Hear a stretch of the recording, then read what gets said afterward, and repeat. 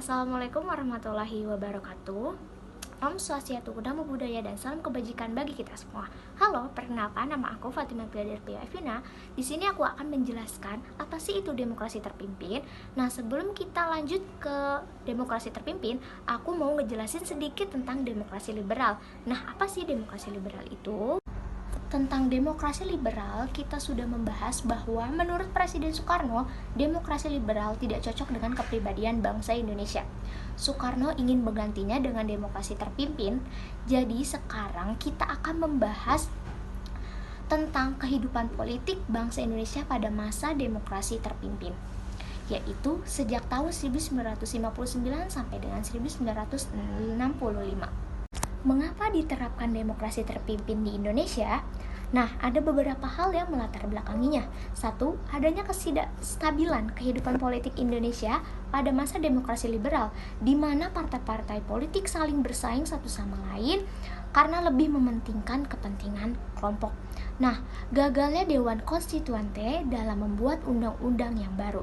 Ketiga, ini ada Presiden Soekarno merasa demokrasi liberal adalah produk impor yang sangat tidak cocok bagi kepribadian bangsa Indonesia.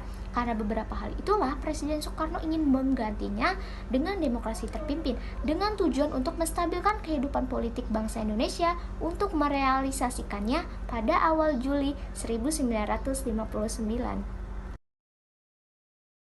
Untuk merealisasikannya, pada awal Juli 1959, Presiden Soekarno melakukan pertemuan dengan Ketua DPR, para Menteri Pimpinan TNI, anggota Dewan Nasional, dan para tokoh penting lainnya, untuk mendiskusikan langkah apa yang harus diambil untuk bangsa Indonesia. Hasil dari pertemuan tersebut, mereka sepakat untuk memberlakukan kembali Undang-Undang Dasar 1945.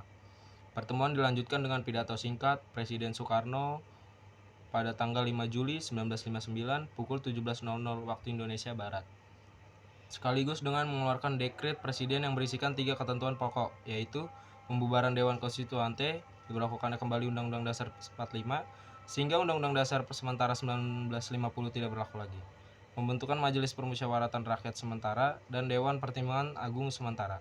Diberlakukannya dekret presiden ini menjadi tanda berakhirnya masa demokrasi liberal dan mulai diberlakukannya demokrasi terpimpin. Lalu, bagaimana kehidupan politik bangsa Indonesia setelah diterapkannya demokrasi terpimpin?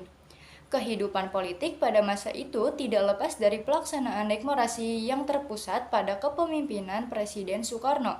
Presiden Soekarno seolah menjadi aktor tunggal dalam kehidupan politik bangsa Indonesia.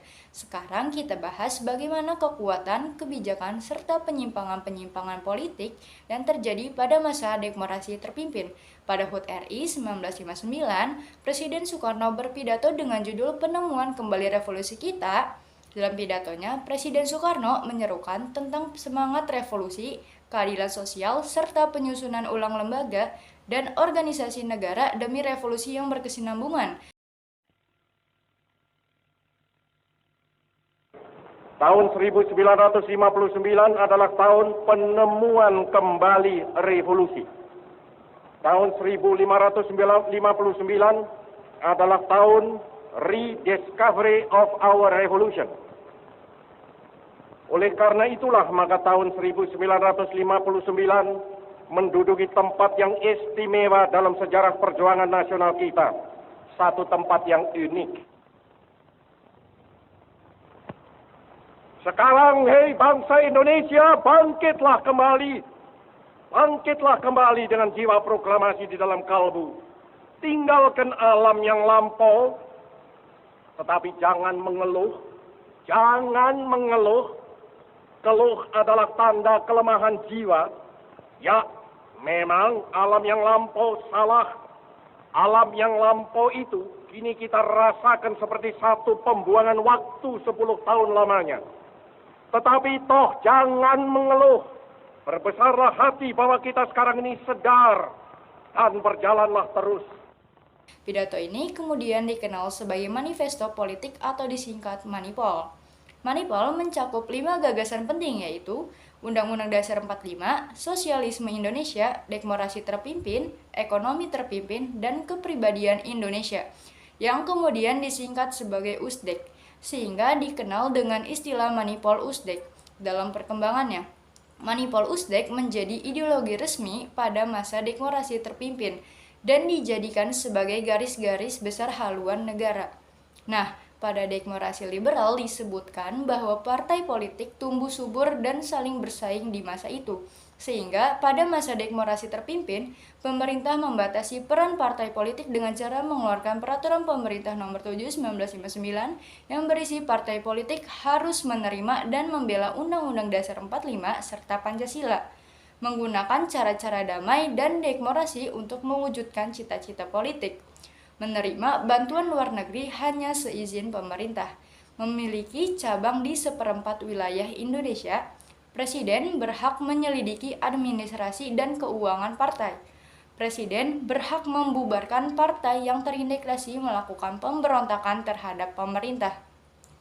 Untuk menegakkan demokrasi terpimpin, Presiden Soekarno membentuk lembaga negara baru berdasarkan Peraturan Pemerintah Nomor 13 1959 yang disebut Front Nasional.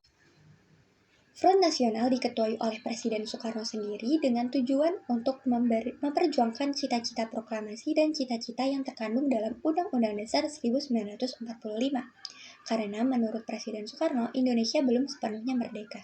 Masih ada wilayah di Indonesia yang diduduki oleh Belanda, yaitu adalah wilayah Irian Barat. Selanjutnya, pada tanggal 17 Agustus 1961, Presiden Soekarno memperkenalkan ajaran Resopim, yaitu singkatan dari Revolusi Sosialisme Indonesia dan Pimpinan Nasional. Tujuan pembentukan Resopim adalah untuk memperkuat kedudukan Presiden Soekarno. Sedangkan, inti ajaran Resopim sendiri adalah seluruh unsur kehidupan berbangsa dan bernegara harus dicapai melalui revolusi dan dijiwai oleh sosialisme, serta dikendalikan oleh satu pimpinan nasional yang disebut Panglima Besar Revolusi, yaitu adalah Presiden Soekarno sendiri. Selanjutnya, Presiden Soekarno mengeluarkan gagasan Nasakom yang merupakan kepanjangan dari nasionalis agama dan komunis, dengan tujuan untuk menyatukan 3 pilar kekuatan politik nasional pada masa tersebut. Gagasan Nasakom yang dicetuskan oleh Presiden Soekarno dimanfaatkan oleh Partai Komunis Indonesia untuk semakin menguatkan keberadaannya dalam ranah politik di Indonesia. PKI pula berhasil meyakinkan Presiden Soekarno bahwa PKI merupakan partai pendukung utama kebijakan pemerintah. Mengetahui hal ini, TNI Angkatan Darat tidak tinggal diam. TNI Angkatan Darat memerintahkan pasukannya untuk menangkap DN Aidit selaku ketua PKI dan melarang penerbitan surat kabar harian rakyat. Perintah ini mendapatkan protes dari Presiden Soekarno. TNI Angkatan Darat diminta untuk mencabut larangannya, serta Presiden Soekarno juga melarang TNI Angkatan Darat untuk mengambil tindakan apapun terhadap PKI.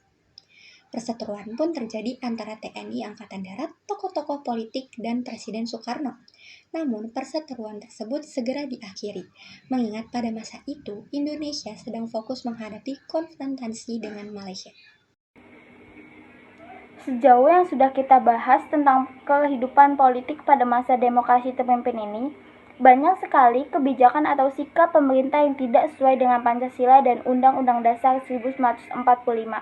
Masih banyak lagi penyimpangan lainnya seperti pengangkatan Soekarno sebagai presiden seumur hidup berdasarkan TAP MPRS nomor 3 tahun 1963. Selain itu, presiden membentuk Majelis Pemusyawaratan Rakyat sementara.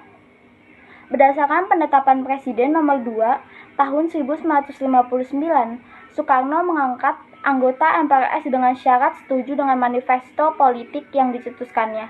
Padahal, seharusnya pengangkatan anggota MPRS dilakukan melalui pemilu. Selain itu, anggota MPRS justru tunduk kepada Presiden, di mana seharusnya menurut Undang-Undang Dasar 1945, kedudukan Presiden berada di bawah MPR. Presiden juga membentuk Dewan Pertimbangan Agung sementara berdasarkan penetapan Presiden nomor 3 tahun 1959. DPAS yang dibentuk oleh Soekarno ini diketuai oleh dirinya sendiri. Penyimpangan lainnya yaitu pembubaran anggota DPR hasil pemilu tahun 1955 oleh Presiden Soekarno. Lalu Presiden Soekarno membentuk sendiri DPR yang baru yang disebut dengan DPR-GR, yaitu Dewan Perwakilan Rakyat Gotong Royong, pada tanggal 24 Juni 1960, yang anggotanya terdiri dari golongan nasionalis, agama, dan komunis. Tindakan Presiden Soekarno ini jelas bertentangan dengan Undang-Undang Dasar 1945, di mana seharusnya seorang presiden tidak dapat membubarkan dan membentuk DPR. Sangat disayangkan, penerapan demokrasi terpimpin yang pada awalnya bertujuan untuk menciptakan kehidupan yang dipimpin oleh hikmah kebijaksanaan dalam permusyawaratan dan perwakilan, justru malah menjadi perwujudan dari kehendak presiden yang ingin menjadi paling berkuasa di Indonesia.